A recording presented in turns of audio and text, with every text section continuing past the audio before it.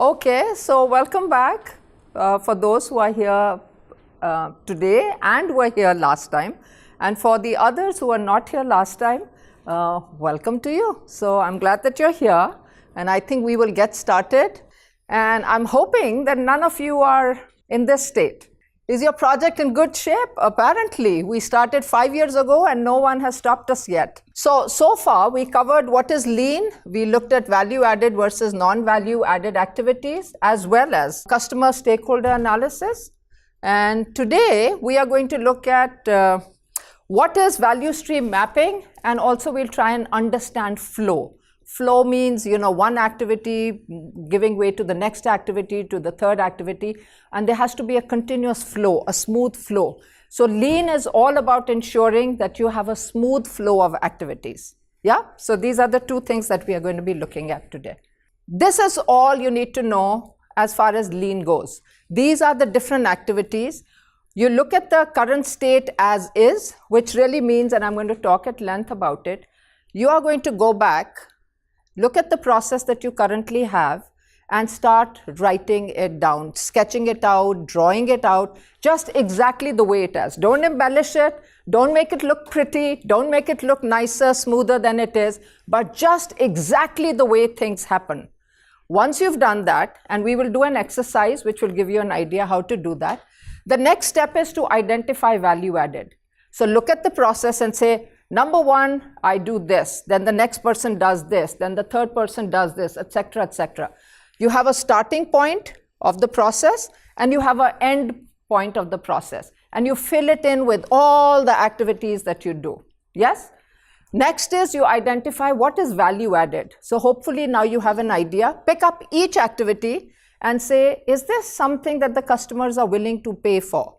Is this something that is really useful? Is this something that if we removed, it would make a huge difference to our process or what the customers want out of our process? Yes, which means it's value added.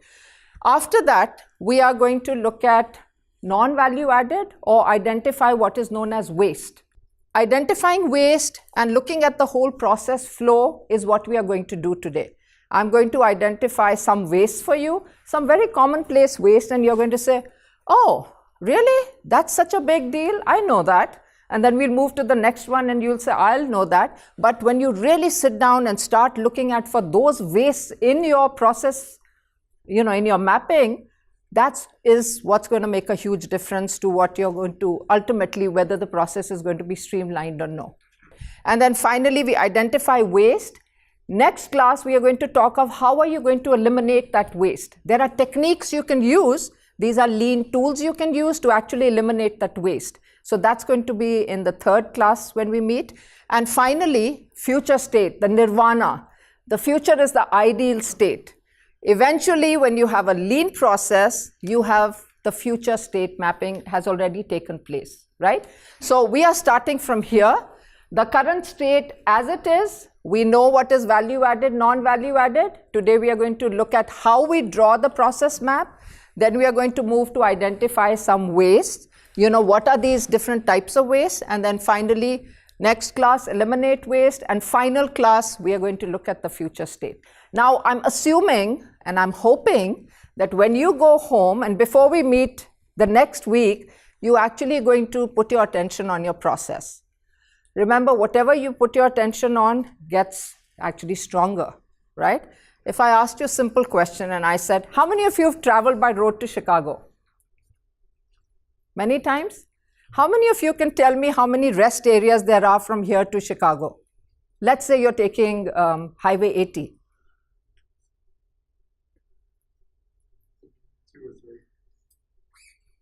2 or 3? You agree with me? I mean, agree with Troy. Scott, you agree? Not agree? We don't really know. Have you stopped at those rest areas? Absolutely, yes.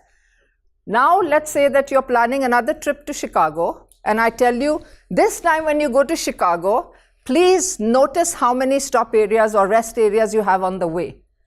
Guess what? You will actually come home saying, oh, I think there are about 12.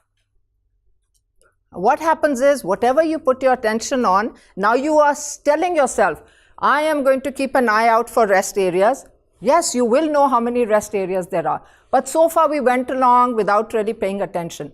Lean is exactly the same thing. You are not getting consultants in, you're not pulling things out of your hat, you're not doing these extraordinary, amazing things that nobody's heard of before you. You're just putting your attention on your own process. And by putting attention on your process, you're sitting back and saying, why do I do this? Oh, I do this because that's how I came into this job and that's what they told me I have to do, so I'm doing it. And that's what you start looking at and asking yourself questions like, is it a wasteful activity? Is it non-value added? What if I removed it? Will it make a difference? And you actually quietly remove it and nobody even notices.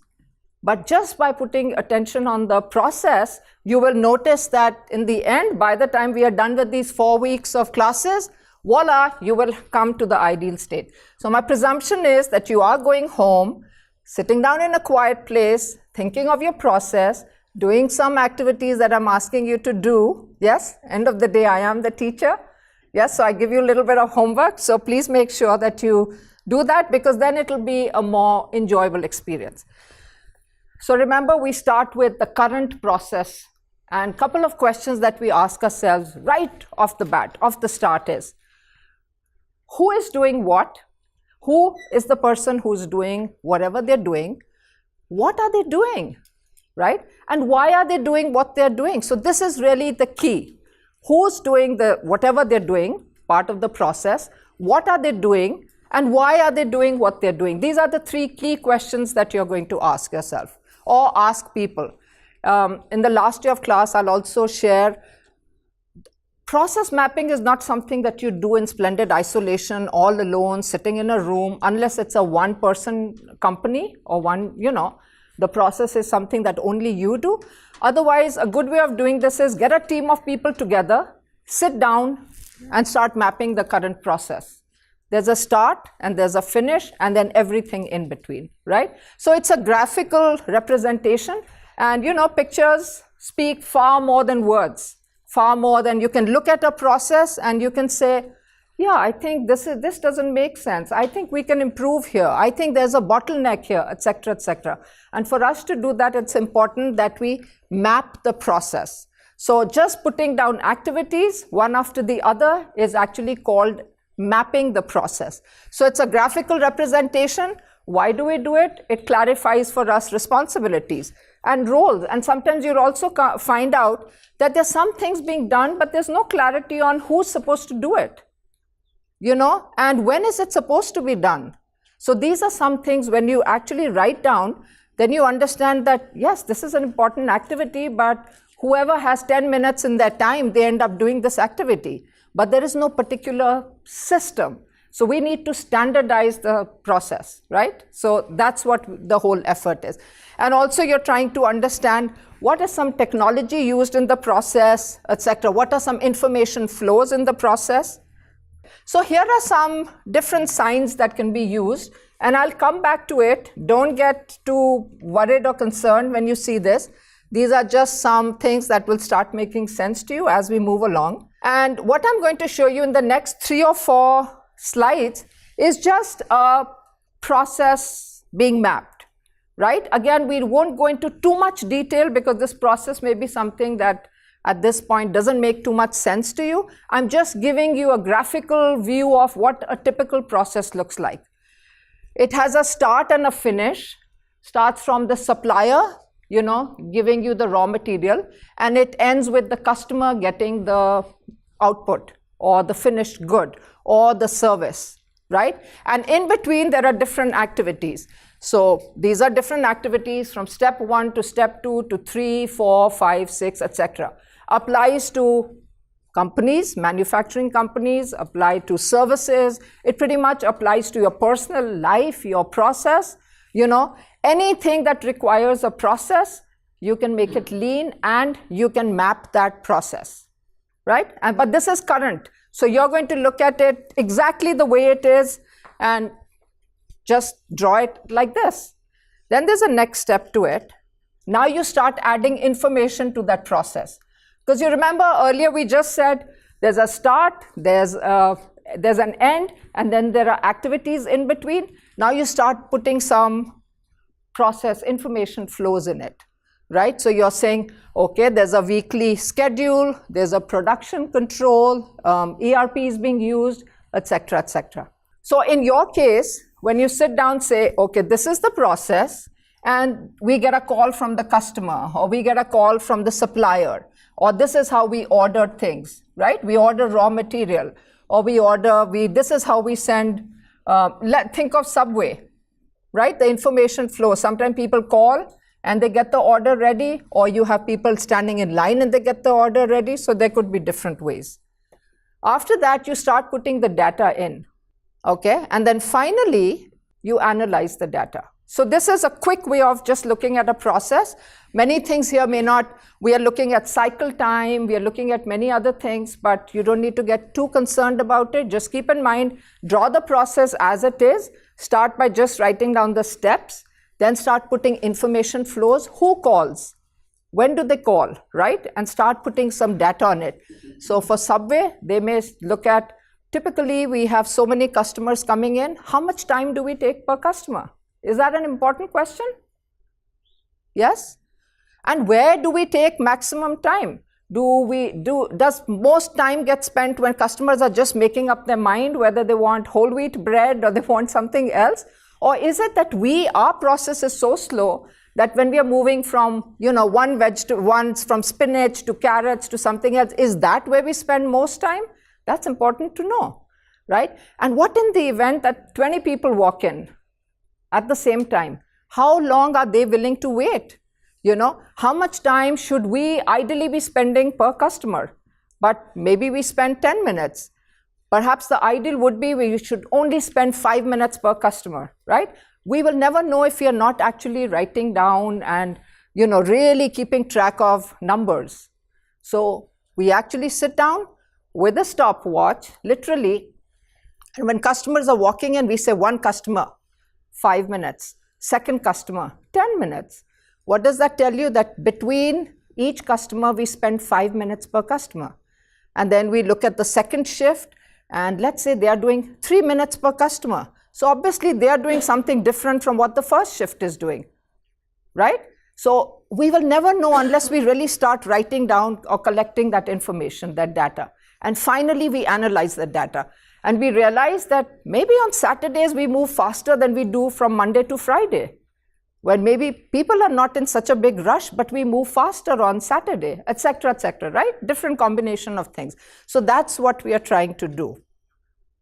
Are you guys with me? Yes? It's making perfect sense? Yes? Okay, great. So this was just a preview of, how we map the process. But I'm going to actually, so why we do this? Identify opportunities, for improvement. If on Saturday we are spending 3 minutes per customer, how is it that during the weekday we are spending 5 minutes per customer? What are we doing different? How can we improve the process and make it 2 minutes per customer, right? Just as an example. We also want to streamline activities and see what is wasteful about these activities. How can we eliminate these activities? And also sometimes there are some processes that can be automated. If there is a report which has to be generated at a certain time every single day, can we automate that? That we don't have to necessarily sort of reinvent the wheel every time. What can we do that it's sort of just automatically generated? So those are some other things. So what we are going to do as an exercise today, we are going to actually build a flow chart, also called swim lanes. And I have some sheets here, because I always think if you do a little exercise, then you'll feel a little bit more confident. So a very simple one. So if you would kindly just take one and pass this on. So there are 3 pages. Don't look at page 3. Just look at 1 and 2, right? We are looking at what are the steps to the activity that you're going to do. Number 2, you're going to look at create a process map. And number 3 is the answer sheet, which is coffee purchase. So when everybody has one, I'll tell you what we are going to be doing. So here are some common symbols for the process chart, for your chart, the one that you're doing. There's a start and end, which identifies the beginning and end of the process. There is a rectangle shape that is used for the process step. And here we are saying it's an activity which begins with an active verb, like do something, right? Then this is a sign we use for decision point. Do I want it? Yes. If I don't want it, no. But here we are deciding something. And finally, arrows that indicate the direction of the progression. So here's something that I want you to see, how you're going to do this. So in your own process, when you're mapping it, you're going to make columns, rows, not columns, but rows. Who does this? Who does this? Who does this? Right? And here, so you start from here and you say something like, do this first, do this next, then you come to a decision. If you want this thing done, then you draw an arrow and say, yes, it needs to be done and this can be done by this person.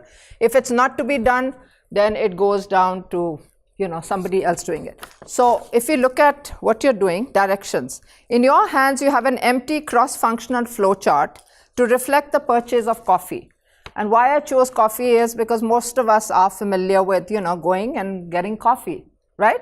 Okay, so step one, the swim lanes have been provided for you are the customers, cashier, and barista. So we are familiar with, we are the customer walking in, there's a cashier.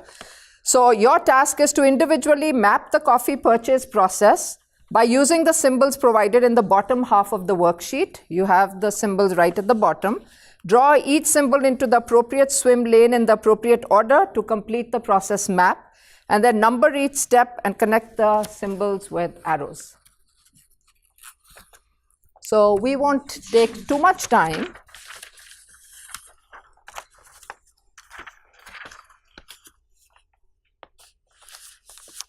Remember to just say start here and end. So start with, where do you start? You start with, the customer or the cashier, or, where do you start with? So remember, we looked at mapping the process, looking at the current state as is. This is where we were. Now we are going to start moving to identifying wastes. But before we start identifying wastes, we have to know what are the different types of wastes. So there are typically 8 wastes that we have to look at. Anybody want to take a guess at what these wastes might be? Time, money?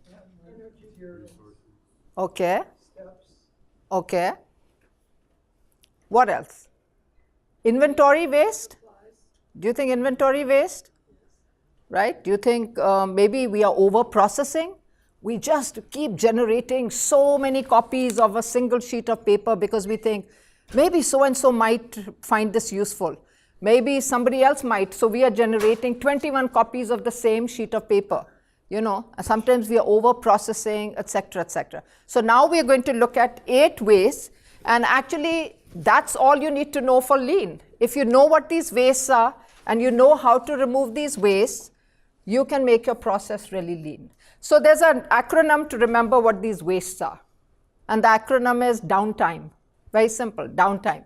So D, defects, it's a waste. Every time there's a defect, every time we have to rework something, right? Or the product is coming back and we have to either scrap it or rework it, it's a huge waste. Yes? So once we do the process mapping, you notice that, okay, so we do have one step in the process is that, things come back, customers send things back, which means they are defective products. Or maybe the service is not the good quality that you hope to give customers, or you think this is good quality, but there are a lot of customer complaints coming in. So we are going to look at defect. Then another waste is overproduction. Another waste is waiting. When you are, remember the exercise we did, when you're driving for 10 minutes to get to the bank and you're waiting for 5 minutes there just because the teller is not free, actually it's a waste. Yes, because you could do so many other things in those 5 minutes, right? So waiting is a huge waste. N is for non-utilized talent, T is for transportation, I for inventory, M for motion, and E for extra processing. So let's look at each one of them. Waste of defects. Not doing things right the first time. And that's a huge, when we have to rework, do things again and again to get it right, that just means that you don't have a good process in place.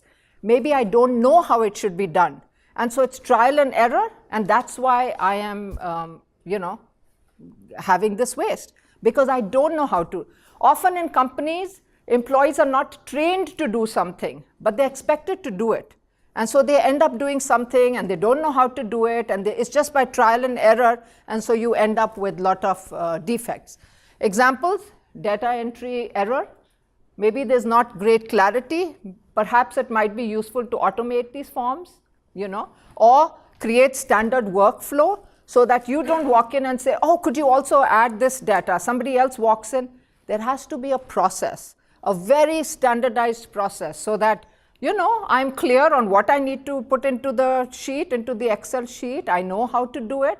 So all that is to ensure that your processes are then clear. So that's number one, waste of defects. The second one is waste of overproducing. Producing too much of something or producing it before it is required.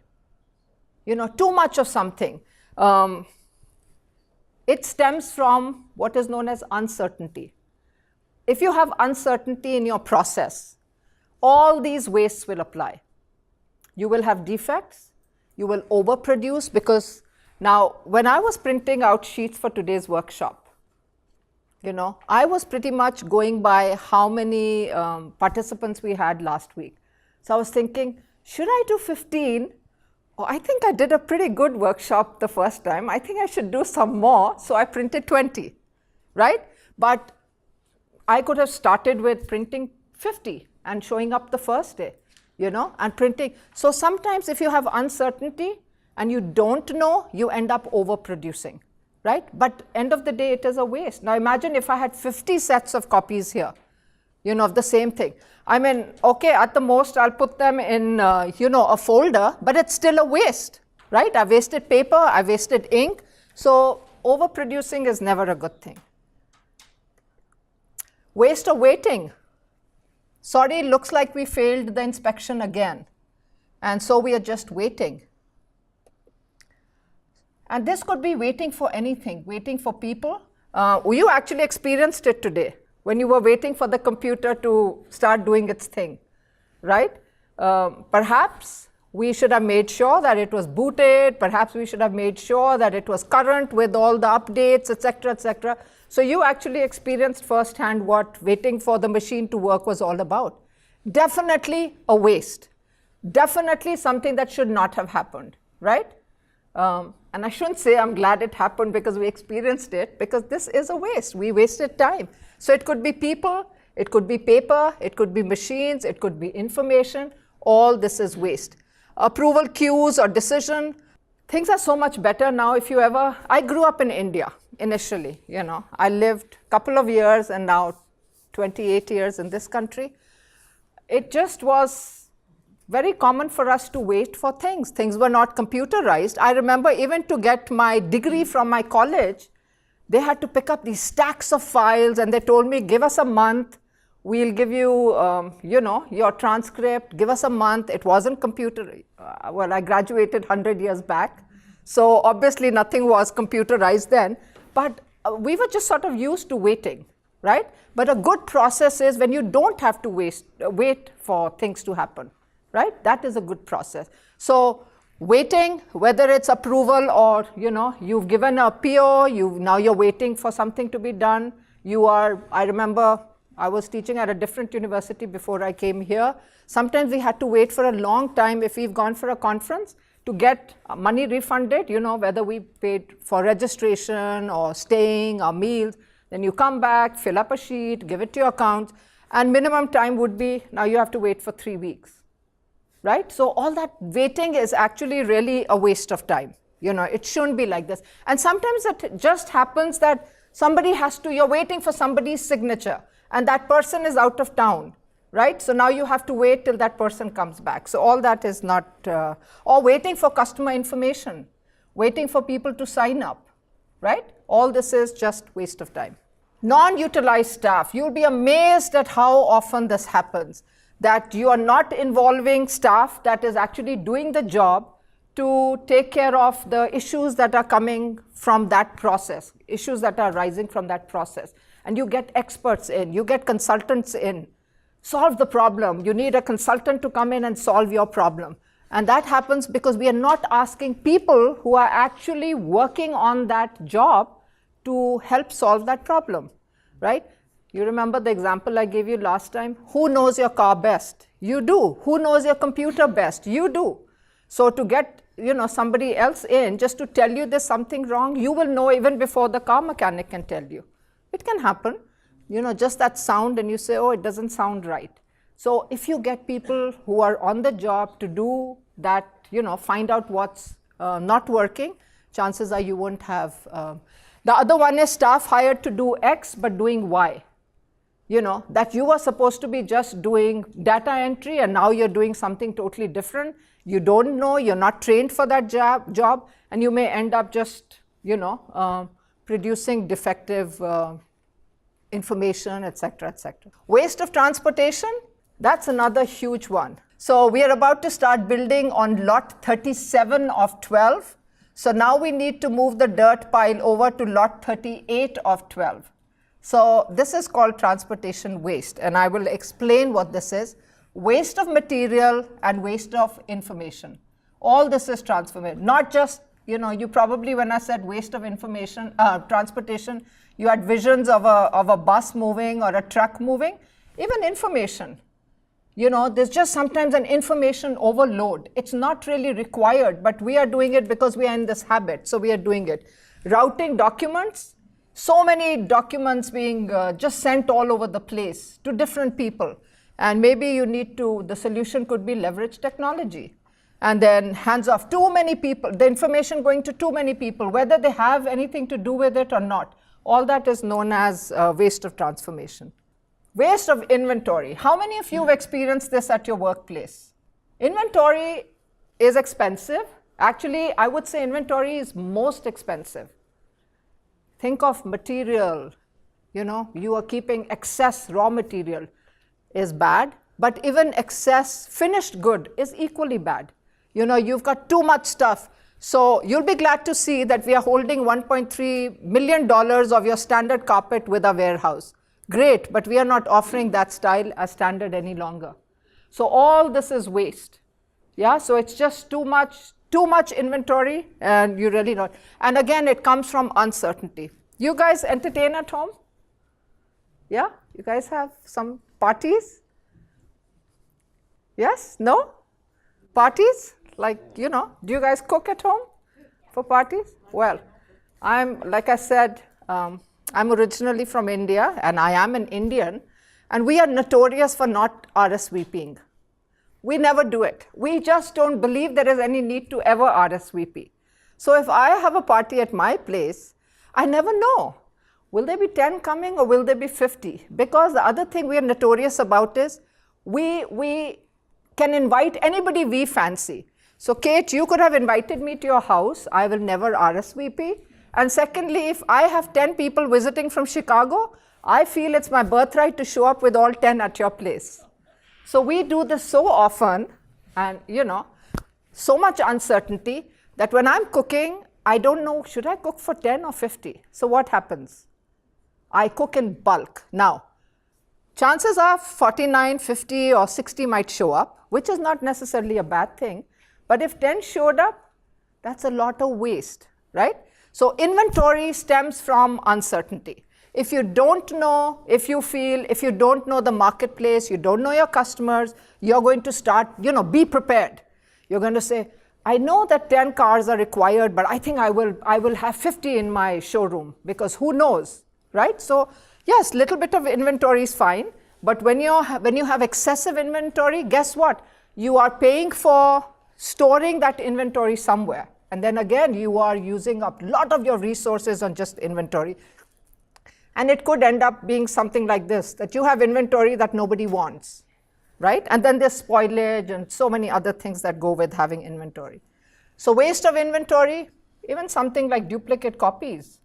When you're just making copy after copy and then making another duplicate, So unneeded files, extra supplies, unnecessary copies are all types of inventory waste. Yes? Okay. Number 7, waste of motion. It's here, trust me. It's in the permit box, next to the blueprints, behind the delivery tickets. Oh, wait, it's here somewhere, right? All this is waste of motion. When you end up doing unnecessarily looking for things, you need to maybe do multiple clicks to just retrieve a file. You could have it sort of, even an example like clean your computer.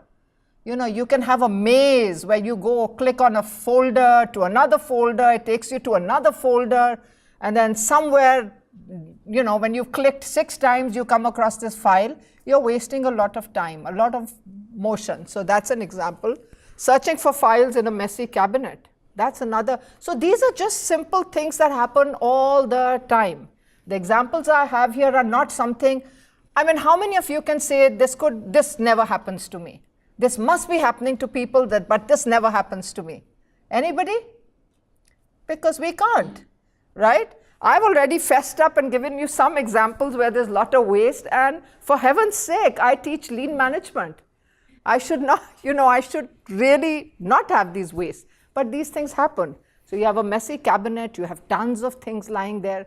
So in the next week when we meet, we actually empower you with tools that are going to just make life really simple. And we are going to focus on just these 8 wastes.